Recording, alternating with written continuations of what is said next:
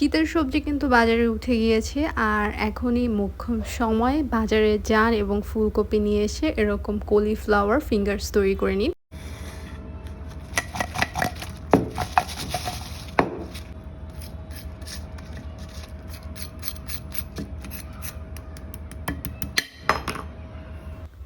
ফুলকপিগুলোকে আমরা যতটুকুন ফিঙ্গারস বানাবো অতটুকুন পরিমাণে নিব। খুব বেশি এখানে ফুলকপির পোর্শন লাগেও না। আমি এতটুকুনি ইউজ করব, জাস্ট 2টা পার্ট ইউজ করব আর কিছুটা পাতা ইউজ করতেছি এটার কালারটা যাতে সুন্দর আসে। আর এই পাতার অংশটা কিন্তু খাওয়া যায়, এটা মজা হয়। আর এখানে যে কচি অংশটা আছে ডাটার সাথে, ওই জিনিসটাও আমি এখানে একটুখানি অ্যাড করছি, বেশি না, কারণ এখানে বেশি পোর্শন আসলে পাওয়াও যায় না। অ্যান্ড যেগুলো পাতা থেকে ফেলে দিতে হবে ওই অংশগুলো আমি বাদ দিয়ে দিয়েছি আর বাকিটা আমি একটু কুচি করে কেটে নিয়েছি। এবার ফুলকপিগুলোকে আমি গ্রেট করে নিচ্ছি। এরকমভাবে গ্রেট করা হয়ে গেলে আমরা এখানে একে একে স্পাইসেসগুলো অ্যাড করে দিব। প্রথমে দিয়ে দিয়েছি ধনিয়া পাতা। আমার এখানে যতটুকু ধনিয়া পাতা দিতে ইচ্ছা করেছে আমি ততটুকু অ্যাড করেছি। পেঁয়াজ কুচি দিয়ে দিয়েছি 1/2 কাপ, কাঁচামরিচ দিয়েছি ঝাল যতটুকু খেতে চাই সেই পরিমাণ বুঝে। 1/2 টিস্পুনের থেকেও কম আদা রসুনের পেস্ট এবং জিরার পেস্ট অ্যাড করেছি। দিয়ে দিলাম 1 কাপ চালের গুঁড়া। অবশ্যই চালের গুঁড়া অ্যাড করতে হবে, চেষ্টা করবেন চালের গুঁড়া না থাকলে কর্নফ্লাওয়ারটা অন্তত ইউজ করার। আর দিয়ে দিলাম এদিকে ভাজা জিরা এবং মৌরির গুঁড়া, একসাথে একত্রিত 2টাকে ভেজে গুঁড়া করা হয়েছে সেটা অ্যাড করেছি। আর সাথে দিয়ে দিয়েছি লাল মরিচের গুঁড়া। এবার ফুলকপির সাথে চালের গুঁড়া সবগুলো উপকরণ খুব ভালোভাবে মিশিয়ে নিব, এরকম ঝরঝরে হয়ে যাবে। সে পর্যায়ে আমি এখানে 2টা ব্রেড দিয়ে দিচ্ছি। যেহেতু ব্রেডের সাইজটা এখানে একটু ছোট তাই 2টা অ্যাড করেছি।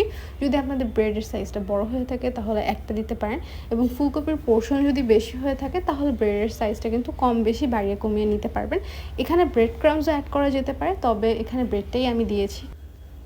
আবার চাইলে আপনারা ব্রেডটাকে পানিতে ভিজিয়ে চিপড়েও এখানে অ্যাড করতে পারবেন।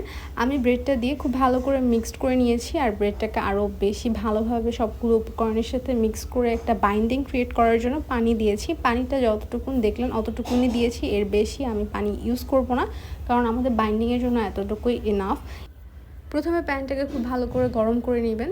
আদার দেন যদি প্যান ঠিক মতন গরম না হয়, তেল ঠিক মতন গরম না হয়, তাহলে এগুলো ভেঙে যাবে, শেপ হতে চাবে না, তখন কিন্তু আর ক্রিস্পিনেসও পাবেন না, কোনো কিছুই পাবেন না। আর ডোটা ঠিক যেভাবে আমি মেক করেছি, একটু টাইট ডো, ঠিক এভাবে মেক করার চেষ্টা করবেন। এই পর্যায়ে কড়াইটাকে আমরা গরম করে নিব একদম হাই হিটে, আর তেলটা দিয়ে তেলটাকেও গরম করব হাই হিটে। বাট যখন আমরা আমাদের ফিঙ্গার্সগুলো এখানে শেপ দিয়ে অ্যাড করব তখন আমাদের চুলার ফ্লেম থাকবে একদম মিডিয়াম লো। আর যদি আপনি হাই করে এগুলো অ্যাড করতে থাকেন তাহলে কিন্তু ফিঙ্গার্সগুলো পুড়ে যাবে। আর এটা কিন্তু সেদ্ধ হতে সময় 5 মিনিটের বেশি লাগবে না, কারণ এখানে ফুলকপিগুলোকে আমরা গ্রেট করে নিয়েছি।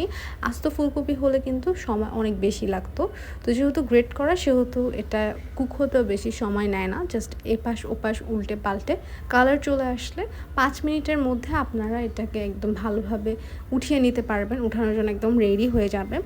যেহেতু শীতের সবজি এখন বাজারে উঠে গিয়েছে, এটাই পারফেক্ট সময় এই রেসিপিটা বানানোর। সন্ধ্যার স্ন্যাক্স হিসেবে খেতে পারেন, এটা টমেটো সস বা যে কোনো চাটনির সাথে অনেক বেশি ভালো জমে যায়। আর আমার মতে এটা চাটনিও লাগে না এবং টমেটো সসও লাগে না, কারণ এটা অনেকটাই ক্রিস্পি হয়। একদমই ক্রিস্পি একটা ফিঙ্গার্স আপনারা মেক করতে পারবেন যদি সেম টু সেম রেসিপিটা ফলো করেন। আমি এভাবে সবগুলো গোল্ডেন ব্রাউন কালার করে ভেজে নিয়েছি।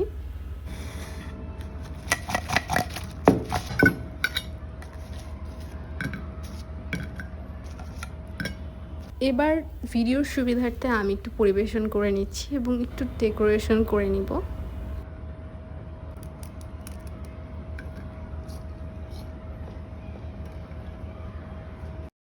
কলিফ্লাওয়ার ফিঙ্গার্সগুলো অনেক বেশি ক্রিস্পি হয় আর খুব বেশি ফ্লেভারফুল হয়, তাই আজকে বাজার থেকে ফুলকপি নিয়ে আসেন আর এই রেসিপিটা ট্রাই করে আমাকে জানান।